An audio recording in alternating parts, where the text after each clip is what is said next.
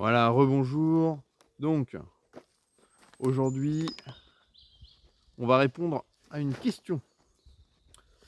Question de, je crois que c'est les actualités du net. Voilà. Donc, je vous lis le commentaire. Bonjour, je compte prendre aussi chez GoMining. Je vais commencer par un mineur à 16 TH. Je ne sais pas encore si je prends un 20 watts ou 15 watts. Que conseilles-tu? Après, je le laisse tourner en réinvestissement auto. Très bien. Donc, en commentaire de ton commentaire, je t'avais d'abord orienté vers une autre vidéo. Puis je me suis dit en fait que ça allait être une question assez récurrente et que ça méritait quand même en fait à chaque fois une update parce que je me suis aperçu que en me repositionnement que quand on parle de ROI, quand on parle de tout ça, moi je vous donne la méthode, mais après c'est vrai que les conclusions varient selon où en est le cours du Bitcoin, à quel point GoMining a monté les tarifs de ses mineurs. Enfin voilà, en gros, ce que je veux dire par là, c'est que le contexte est différent aujourd'hui d'il y a une semaine, un mois, etc. Donc, alors, j'ai fait le boulot. J'ai pris donc un 16TH. Donc là, j'ai simplement placé les frais d'entretien en Bitcoin, pas en GoMining token. Et après, j'ai simulé à différents paliers actuels, 120 000 dollars, 150 000 dollars pour commencer à se projeter. Mais en gros, pour expliquer rapidement aux néophytes, le 20 watts ou le 15 watts, la différence c'est quoi? C'est que le 20 watts consomme plus d'énergie par TH que vous possédez. Donc vous allez payer des frais d'électricité plus chers. Par contre, la contrepartie, c'est que bah, plus vous payez votre électricité base, donc plus vous avez un 15 watts, plus vous verrez le prix par TH qui s'affiche en bas, qui est élevé. Donc c'est un investissement qui est plus cher, mais vous économisez sur l'énergie. Voilà. Et donc après, voilà, vous avez ça. Donc vous dites quel est le plus rentable, quel est le plus rentable. Eh bien, le plus rentable, ça dépend du prix du Bitcoin. Donc pour faire simple, plus le Bitcoin monte, plus le 20 watts est rentable.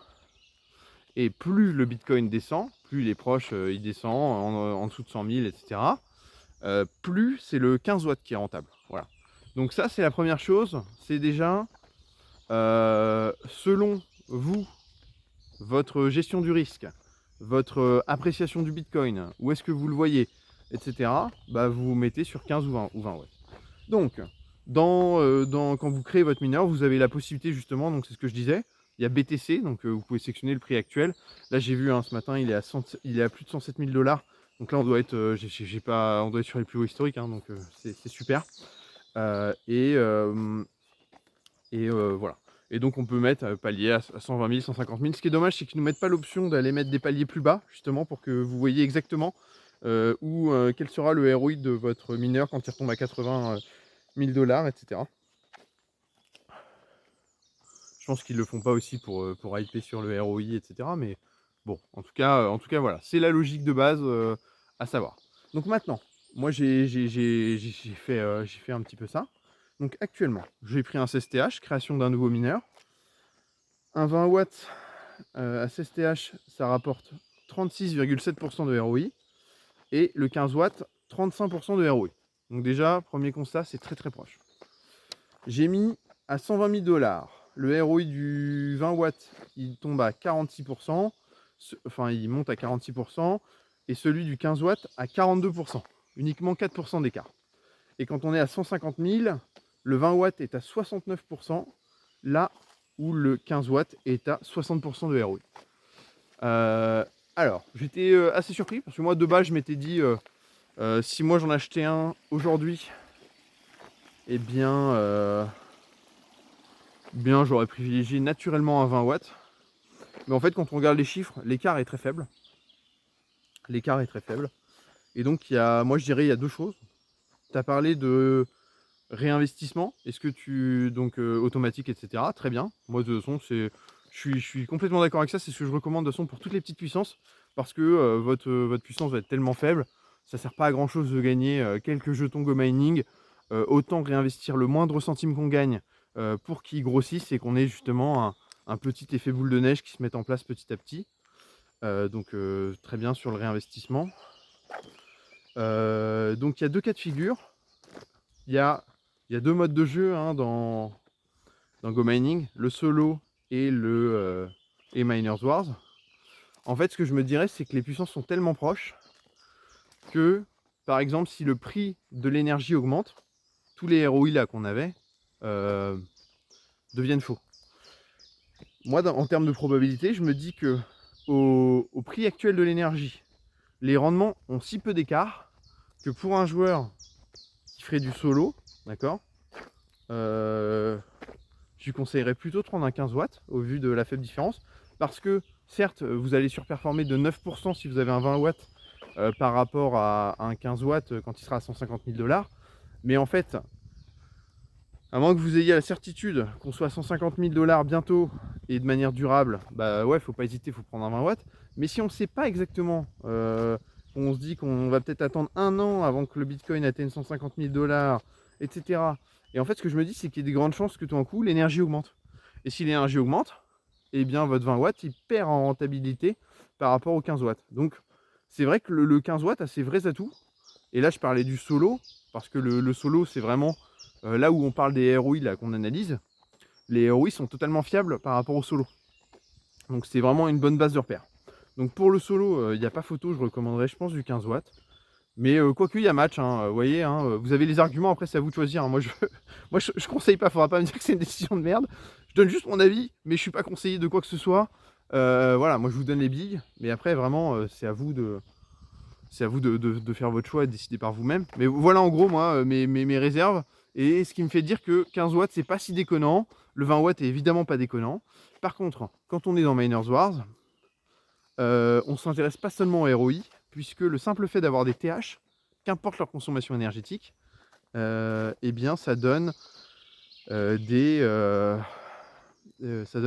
donne des chances d'obtenir un bloc personnel. Alors évidemment, quand tu as 16 TH, ton bloc personnel, si tu vas dans Miners Wars, faudra pas déprimer, mais tu toucheras peut-être le premier au bout d'un an, j'en sais rien, au bout de 6. Enfin, voilà, je ne saurais pas dire, d'accord. Il faudrait que estimer un compteur, mais en tout cas, ce que je veux dire par là, c'est que si tu vas dans Miners Wars, tu gagneras moins que ton rendement solo, ça c'est quasi une évidence, je pense.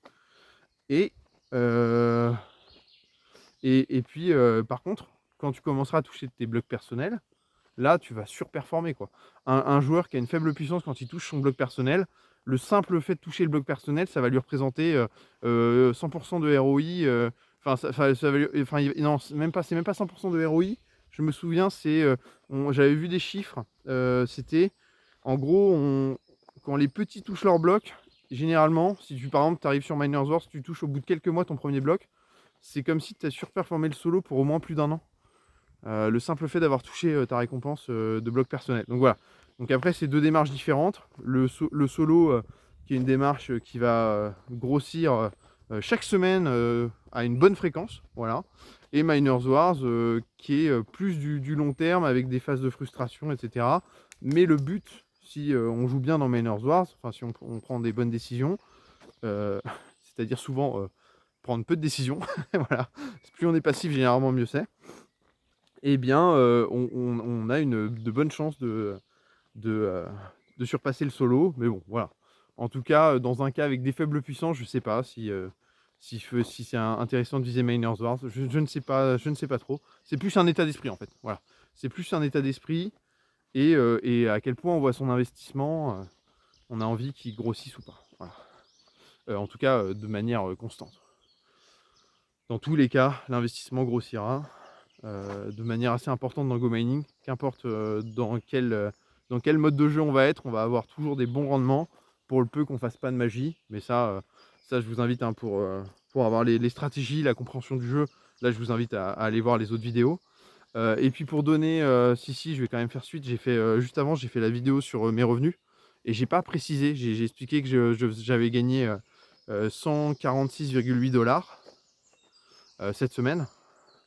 Et bien en fait, pour donner un ordre d'idée, hein, encore une fois de Miners Wars, j'ai mes rendements Satoshi, donc c'est-à-dire les rendements passifs. Ça parle pas évidemment pour tous ceux qui sont nouveaux sur Miners Wars, mais dès que vous aurez eu vos premières récompenses, vous comprendrez parfaitement de quoi je parle. Et donc les récompenses classiques, moi j'ai eu, ça représente 57 $. Donc c'est-à-dire que j'ai eu à peu près 90 $ qui provient des blocs personnels. Et la semaine dernière, c'était à peu près pareil. J'avais eu à peu près 60 $ je crois de Satoshi. Et donc j'avais eu peut-être 140 $ à peu près de blocs personnels. Donc tout ça pour dire que dans Miners Wars, les blocs personnels sont une composante essentielle. Donc quand on n'a pas encore touché ces blocs personnels et qu'on dit Miners Wars c'est naze ou quoi, bah en fait non, c'est juste qu'il nous manque la composante la plus importante. Et puis quand on commence à aller dans Miners Wars, voilà, les mineurs 28 watts sont de mon point de vue très conseillés. Mais voilà. Donc merci en tout cas, bienvenue sur la chaîne, bienvenue dans Go Mining. Voilà, bonne journée à tous et n'hésitez pas à réagir. Allez, à bientôt.